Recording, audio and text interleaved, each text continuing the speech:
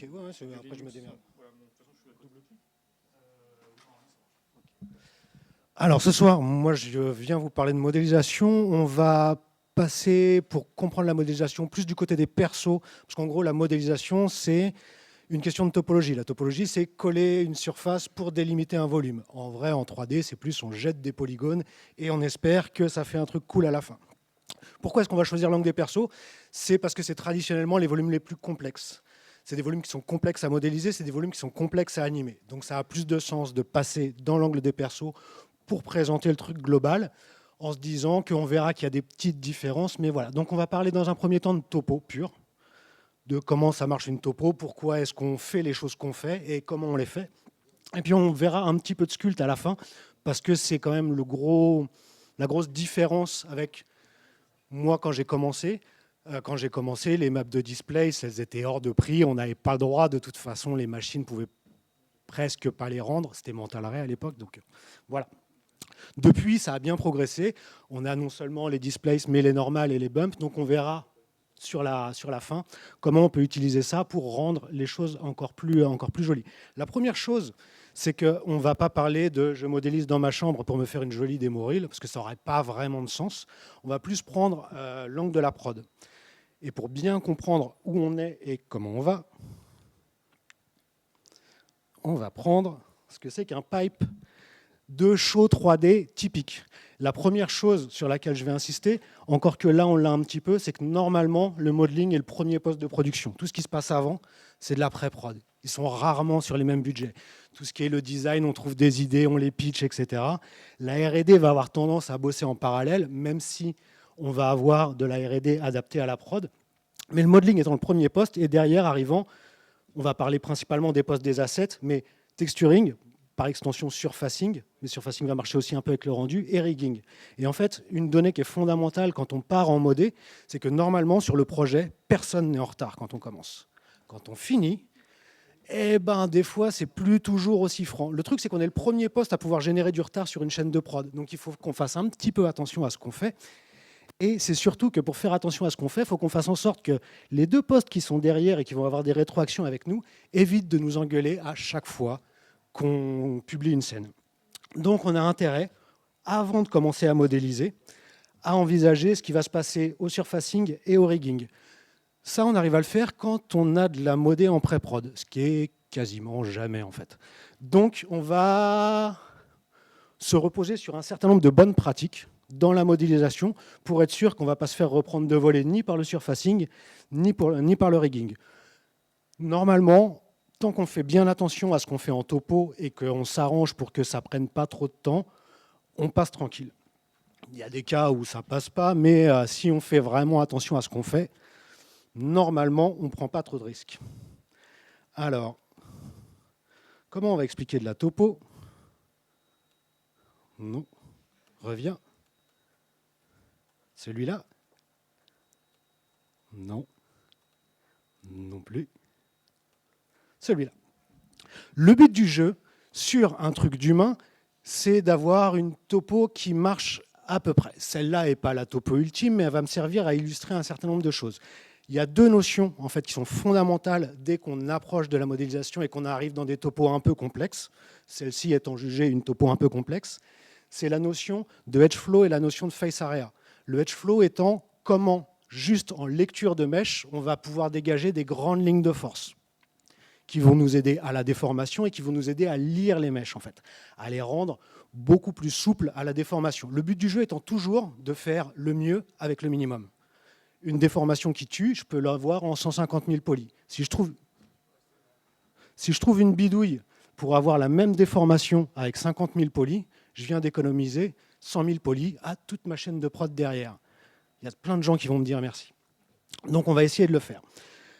Le face area, c'est le fait que non seulement on doit avoir que du quad, donc que des faces à 4 côtés, mais en plus on doit se démerder pour que tous les quads soient carrés et qu'ils fassent à peu près tous la même taille. Dans la pratique, c'est impossible. On voit qu'on a des zones qui sont plus détaillées parce que les volumes sont plus complexes. Sur les mains et sur la tête et sur les pieds, on va avoir beaucoup plus de topo à générer parce qu'on a des volumes beaucoup plus complexes à générer. Donc le face area a ses limites, mais dans l'ensemble, on va essayer de faire que des faces carrées et à peu près de la même taille. J'ai vraiment pas le droit de passer devant les écrans. Ah, parce que j'aime bien activer le mode Evelyne Delia pour montrer des choses, en fait, c'est pratique.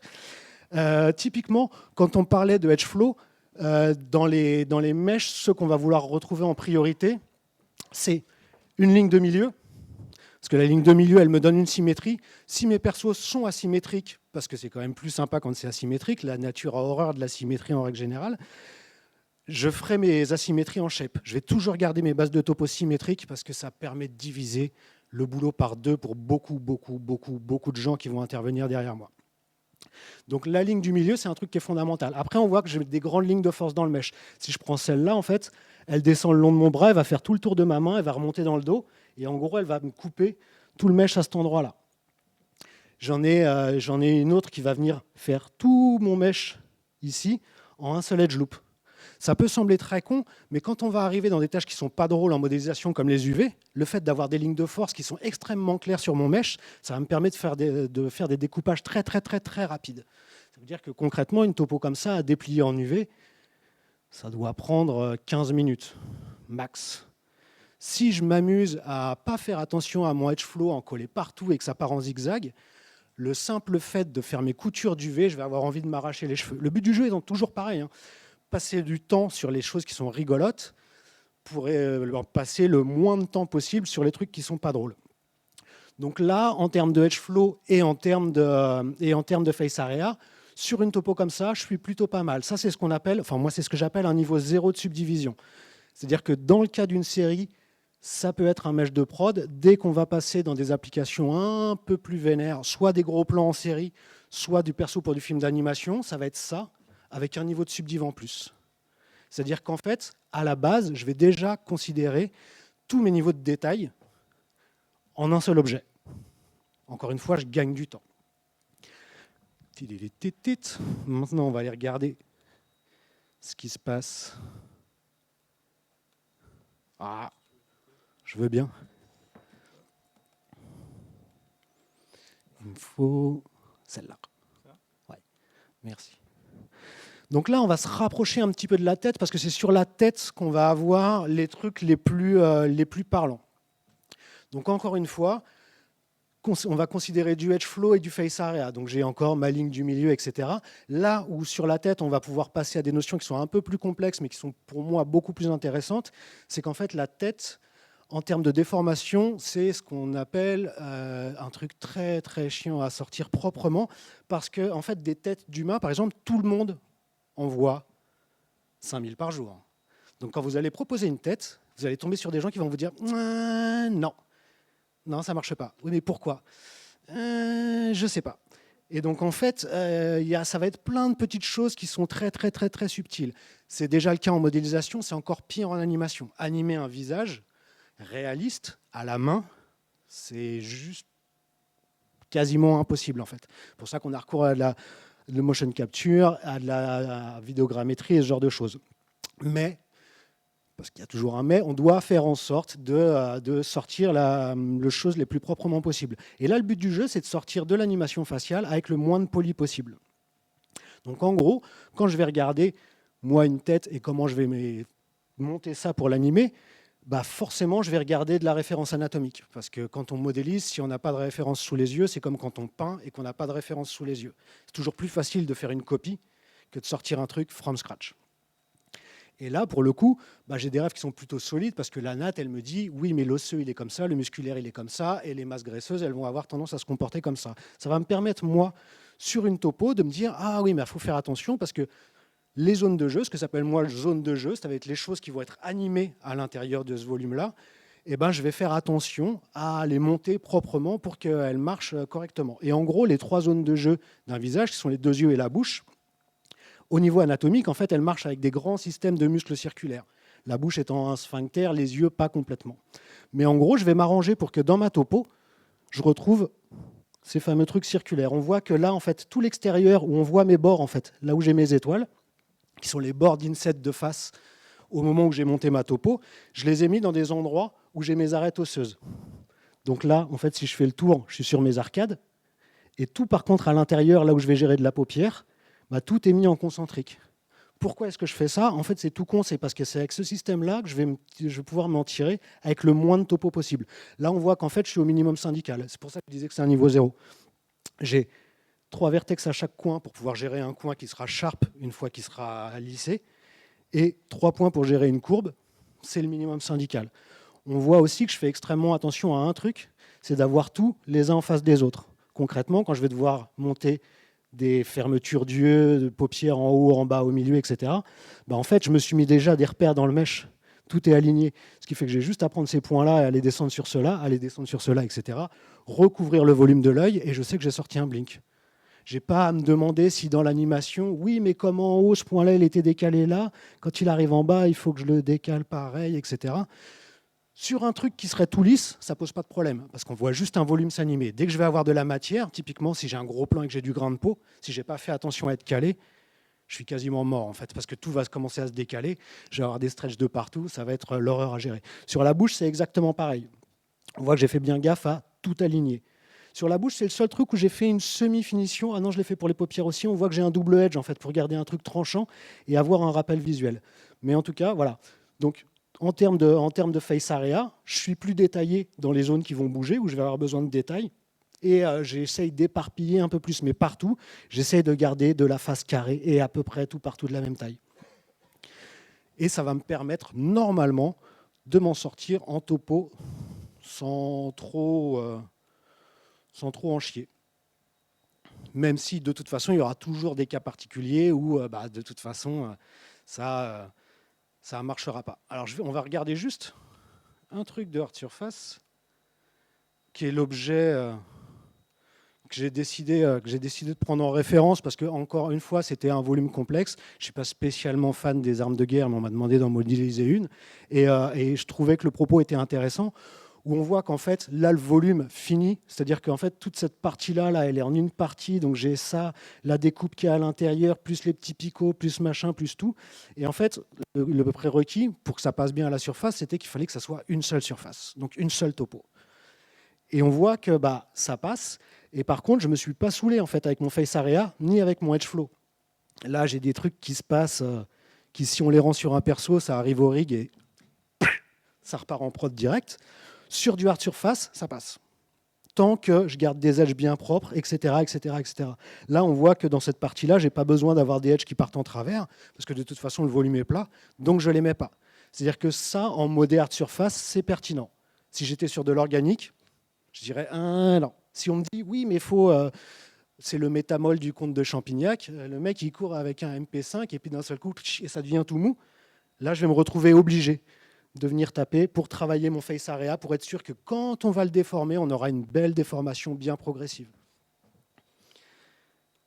Et l'application, si je trouve, ou pas. Reesc, yes. L'application de ça, c'est dans la topo. Pourquoi est-ce qu'on se fait chier à faire de la topo? Donc là, je l'ai fait pour l'exemple, pour la conf. C'est à peu de choses près la même topo entre les deux objets. En fait. Le seul truc, c'est que là, j'ai rajouté un petit peu. Et puis, je me suis dit qu'en fait, ce n'était pas pertinent pour le truc. C'est qu'en gros, pourquoi est-ce qu'on fait gaffe à son edge flow et à son face area? On fait gaffe à tout ça pour pouvoir générer à partir d'un seul volume le maximum de trucs différents avec à peu près la même chose. Donc là, la tête, c'est exactement la même topo. La petite narine qui est là, en fait, elle est là. Donc on voit que sur des endroits, ça tire, mais ça tient plutôt bien la charge. Et donc, alors après, on voit que ça commence à se balader, etc., parce que je suis allé jouer en sculpte. Mais une fois nettoyé, on peut passer sans problème de l'un à l'autre. Oui, mais pourquoi est-ce qu'on se fait chier à faire ça? En fait, le truc, il est très, très simple. C'est que moi, si j'ai une prod avec 17 persos à sortir et qu'on est 3 en modé, on a 3 au perso, on a 17 persos à sortir, on répartit. Toi, t'en feras tant, toi, t'en feras tant, toi, t'en feras tant. Si moi, au moment où je supe une prod comme ça, je dis à chacun, allez-y, partez chacun dans votre sens, que chacun fait à sa sauce, je peux garantir un truc, c'est que le retard qu'on va prendre en prod, on peut le compter en mois déjà. Ce ne sera pas en jours, ce ne sera pas en semaines, ce sera en mois, parce que du coup, chacun va faire à sa sauce. Ça veut dire que pour regarder et analyser les modèles, il va falloir faire un pour chaque personne, etc., etc., etc. Alors que si on pense les choses à l'avance, au moment où on nous dit qu'il y a 17 persos à faire, les 17 persos, en général, on les a sous les yeux. Je dis en général parce qu'en fait, pas vraiment. En fait. Il y a toujours des trucs qui changent. Ah ouais, puis moi j'ai oublié un perso. Et puis en général, ils oublient le perso qui a 3 bras ou le perso qui ressemble pas aux autres. Et on fait ah bah ouais, mon frère, j'avais fait de la topo générique et maintenant je me retrouve dedans. En fait, non, on se retrouve pas dedans. Le but du jeu, ça va être à partir de la topo générique d'aller le plus proche possible du cas particulier et on remodélise derrière. Mais le but étant que le moins on modélise de trucs, le plus vite on ira. Ce qui fait que des fois, il y a des prods qui ne sont pas très drôles parce que ça va être beaucoup adapter une modé à un modèle, adapter une topo à un modèle. L'avantage, c'est qu'on gagne tellement de temps qu'on peut dire « Ah bah ouais, mais en fait, ce n'était pas prévu. Par contre, sur tous les persos, on va se permettre une passe de sculpt pour aller chercher du détail un peu fin. Parce que sur de la topo, on est en avance, on a bien géré notre truc et ça passe. » Le deuxième truc, et c'est là, en général, le truc vraiment qui gagne, c'est que, alors tout de suite, on va regarder de la topo générique dans de la série. Ça, c'est le design de base. Et après, c'est vous montrer en fait qu'avec le même objet, si ça marche. Avec le même objet, on va pouvoir aller tanker non seulement des gabarits différents, mais on va pouvoir aussi aller faire de l'unisexe. Ce qui fait qu'avec une topo, normalement, on passe à travers quasiment tous les persos d'un truc. Ça a un gros avantage, c'est qu'il suffit que je me cale avec le suprig sur la première topo, et derrière, on va faire gagner vraiment du temps à tout le monde. Typiquement, sur un projet comme ça, en fait, on sort la première topo, on regarde comment elle réagit au rig. Si en déformation, elle est propre, et là, en fait, en déformation, elle est propre parce que tout est correctement fait, correctement gridé, ce qui fait que le but du jeu en rig aussi, c'est de passer le moins de temps possible à peindre des poids de skin. Avec des mèches qui sont correctement gridées, on perd vachement peu de temps à peindre du skin parce que le modèle, il va naturellement avoir tendance à se déformer selon le edge flow qu'on lui a collé. Comme on a fait gaffe à notre edge flow et à notre spacing, et normalement, le modèle, il se déforme un peu tout seul. Donc, sur les trucs chiants, les UV en modé et les peintes des skins en rig, on y va plutôt rapidement. Le deuxième énorme avantage, et c'est celui qui fait, non seulement il fait gagner beaucoup de temps, mais en plus, il permet de faire prendre du level beaucoup aux mid et aux juniors qui sont en prod, c'est que moi, le facial, tout ce qui est les shapes faciales, on va les définir avec les designers, avec le réal et avec le suprig pour savoir le panel dont on a besoin. Donc on va demander aux designers et aux réalisateurs de nous sortir des planches pour chaque perso de ce que sont les expressions normales et de ce que sont les expressions les plus extrêmes. Une fois qu'on a ces informations-là, on se pose avec le suprig et on décompose en micro-mouvements, c'est-à-dire juste ouvrir un coin de bouche, etc., etc., etc. Et après, les expressions, en fait, on va les générer en mélangeant 7, 8 shapes différentes pour finir sur une expression unitaire en espérant qu'on se fera valider nos shapes. C'est toujours le moment où ça crie un peu de tous les côtés, on menace de quitter la table des négociations, voilà. C'est les instants de prod où on a intérêt à avoir des subs qui tiennent la route parce que sinon, là-dessus, on peut se faire mettre dans l'ornière bien comme il faut. Mais en général, ça se passe bien. L'avantage de la topo générique, c'est qu'en fait, une fois que j'ai fait mon premier set de shape sur la topo générique, comme je passe en morpher ou en blend shape ou en ce que vous voulez, ou en shape key d'un perso à l'autre, en fait, toutes les shapes de facial, elles vont passer d'un perso à l'autre. Alors après, en fonction des changements de morphologie, je vais me retrouver avec des trucs qui ne jouent pas forcément, qui ne sont plus forcément très pertinents, soit parce qu'il y a un défaut d'amplitude, soit parce que ça ne part plus exactement dans la même direction. Mais en fait, tout ce qui me reste à faire, c'est du nettoyage. Et le nettoyage, en fait, on dit souvent « Ouais, mais les shapes, c'est un truc de senior, c'est super pointu », ce qui est vrai et faux en même temps, en fait. Le set par exemple, quand on décline de la topo générique, le set de base, il y a plutôt intérêt à ce que ce soit quelqu'un qui sait vraiment ce qu'il fait pour le sortir. Par contre, après, à l'exploitation, en gros, on peut emmener tout le monde derrière soi. Moi, j'ai rencontré beaucoup de juniors qui me disaient « Ouais, mais c'est chiant, moi je viens, je fais des modèles, et en fait, le truc intéressant qu'est les shapes, j'y touche jamais, parce que c'est vrai que c'est le truc qui prend le plus longtemps, c'est le truc le plus précis et de loin en modé. Et ça me fait un peu chier. Et en fait, quand on fait du générique, on peut emmener avec nous les juniors, les mids, etc. Leur donner, alors on ne va pas leur donner les principaux, mais on peut donner des persos en disant commence par nettoyer un facial pour voir comment ça se comporte.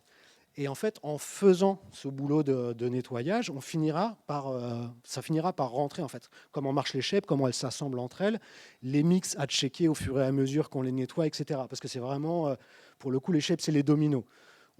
Quand on fait du nettoyage, notamment, mais même quand on fait de la création, on commence toujours par les mêmes et on check toujours les premiers mix.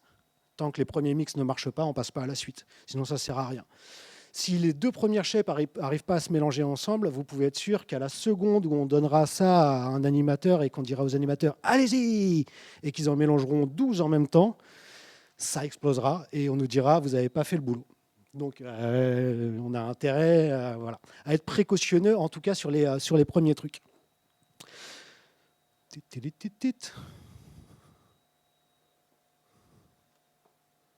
Non.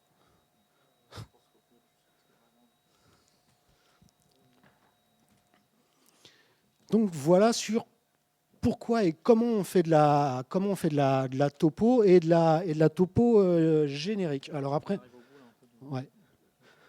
Tac. Alors après, ça, on va le re-regarder. J'avais le gros plan, mais je l'avais pas mis. Mais pour qu'effectivement, on se rende compte que entre là et là, en fait, les deux têtes sont différentes, mais la topo est la même.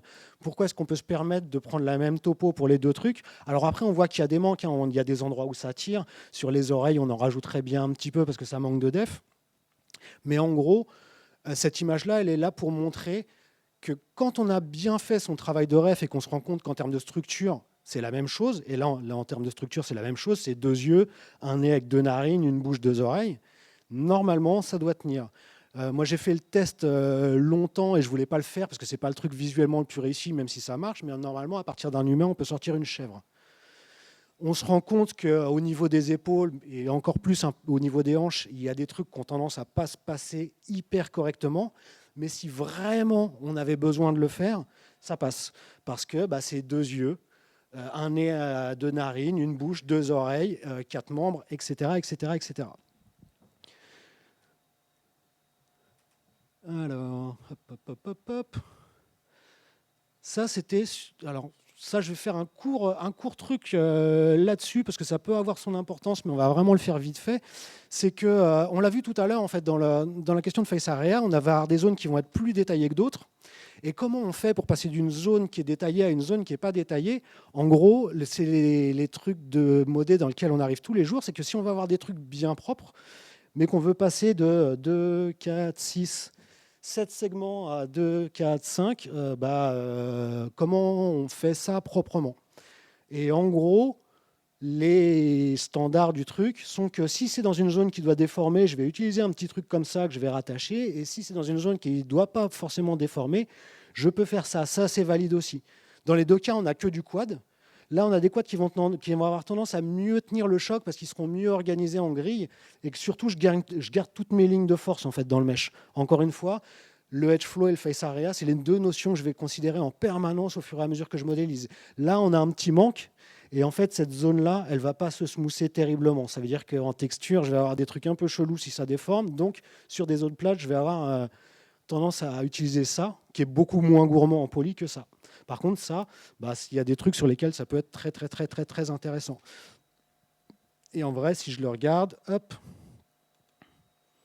on se rend compte que là, j'avais besoin de segments pour le nez, mais j'en avais pas besoin jusqu'en haut. Donc j'ai utilisé ce petit pattern-là. Alors ici, il est là. En vrai, faut le faire remonter à peu près jusque là, en dessous de la naissance des cheveux. Parce que là, on a un résultat qui ne sera pas forcément très heureux. De la même façon, en fait, en bas, on voit que là, j'ai ce petit pattern-là qui vient tout franchir, en fait, qui me permet de prendre tous les segments qui descendent de la face et hop, de les faire boucler de l'autre côté de la face. Ce qui fait que ce qui va venir sur le torse, on se rend compte que là, des segments, j'en ai 1, 2, 3, 20 000. Et là, en bas, j'en ai 1, 2, 15. Et en termes de topo, tout est juste là-dedans. Le seul truc, c'est que va faire attention au fameux truc, l'étoile de la mort.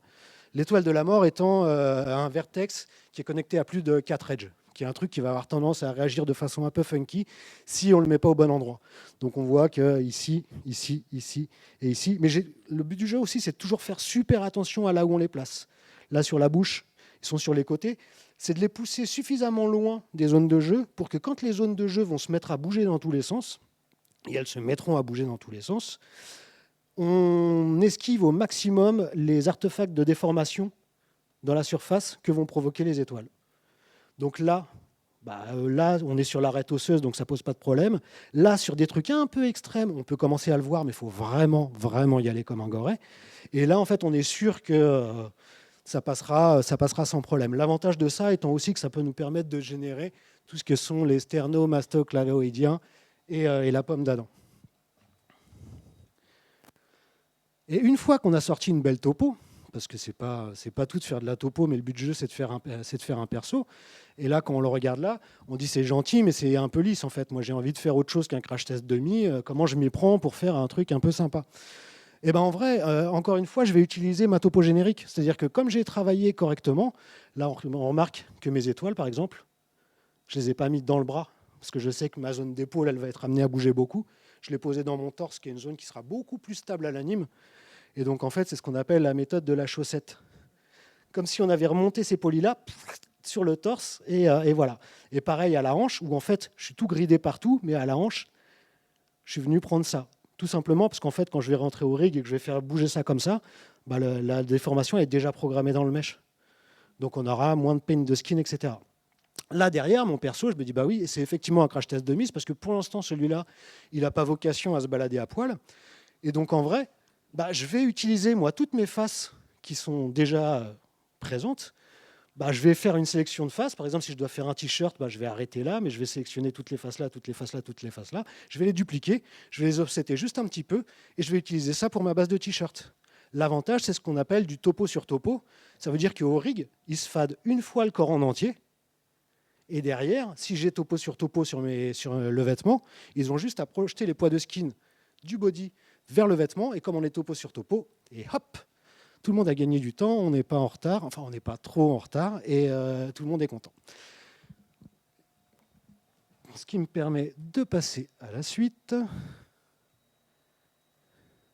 qui est une fois qu'on a commencé à faire du costume, on va faire un peu de sculpte.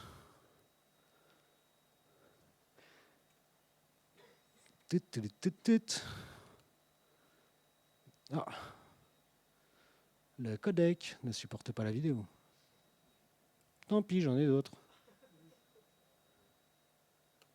C'est con, et celui-là était sympa, il me permettait de voir un certain nombre de choses. Tac.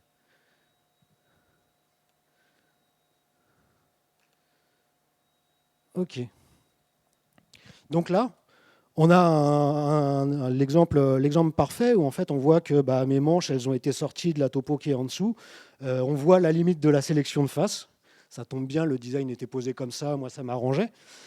Et derrière, on a un truc qui est une grande jupe en encorbellement. Donc là, du coup, on sort de la topo à l'arrache.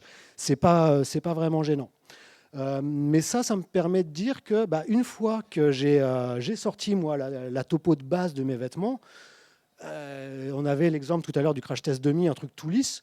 Moi, je vais coller ça directement dans ZBrush et je vais venir sculpter tout le travail de pli, etc., qui est un truc que j'ai absolument pas envie de mettre dans la topo, parce que si je m'amuse à faire partir ma topo en diagonale parce que mon pli il part en diagonale, etc., en vrai, je vais me retrouver avec un vêtement qui va faire 5, 6, 7 fois la topo que j'ai en dessous. Et en fait, l'avantage, il est quasiment nul, parce que personne ne se rendra compte réellement de la différence. Avant l'arrivée du display, c'est de la normale, on était obligé de faire comme ça. On était obligé de modéliser dans le sens du pli, parce que le pli il était généré par le skin. Donc, il fallait qu'on cerne le volume, etc. Là, maintenant, on a le droit de jouer avec le display, c'est les normales. Donc, allons-y gaiement. La topo en dessous, elle est parfaitement gridée. Mais par contre, comme elle va déformer correctement, elle va générer un pli qui va bouger correctement. Et ça me permet aussi de rebondir sur, oui, mais comment on fait pour choisir? Parce qu'il y a de la displace, il y a du normal, il y a du bump, il y a des trucs qu'on modélise. Là, typiquement, en fait, le pli étant pas trop fort, sur le haut, le pli étant pas trop fort, je vais garder la topo telle qu'elle. Parce que j'ai pas besoin qu'elle soit j'ai pas besoin qu'elle bouge trop pour générer le pli, parce qu'en fait, ces plis-là, c'est pas ce qu'on appelle des plis de silhouette. On voit que j'ai un peu du pli de silhouette en haut, mais celui-là, il va être généré dans la modée. J'ai juste une edge à tripler en haut au niveau de l'épaule. Derrière, je repousse un petit peu les points et j'ai capturé mon volume. Par contre, après, ce que je vais faire, en fait, c'est que je vais passer mes détails à la moulinette pour hiérarchiser mes détails. Ça, c'est un truc qui est super important, c'est que si je pouvais m'en sortir en n'utilisant que des maps de normal, je n'utiliserais que des maps de normal, juste parce que quand j'appuie sur rendu, je fais 15 secondes au lieu de 15 minutes. Et que c'est un argument qui gagne, parce que c'est un argument qui fait gagner de l'argent aux clients. Par contre, il y a des trucs où je ne m'en sortirais pas sans le displace. Là, typiquement, je regarde, et mes détails les plus grands, les plis qui vont être générés là, je vais avoir besoin du displace, parce que je vais avoir besoin à la déformation que ça prenne de l'ombre. Et derrière, je vais regarder tous les petits plis qui sont sur le bord là, ça je m'en tape en fait. Ça je les passe dans la normale, je n'ai pas besoin que ces plis-là soient simulés plus que ça. Et derrière, si j'avais du tissu, j'aurais une map de bump pour simuler la maille du tissu.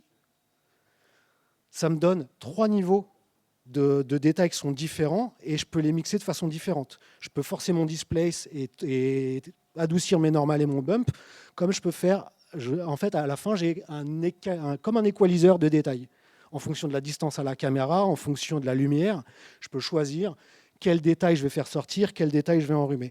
Quand on sait qu'en plus, maintenant, la plupart des moteurs de rendu prennent le displace en tricanal, donc je peux m'amuser à avoir 3 niveaux de displace, un niveau de normal et un niveau de bump. Normalement, je viens à bout de n'importe quelle surface et je vais passer le micro à Alim.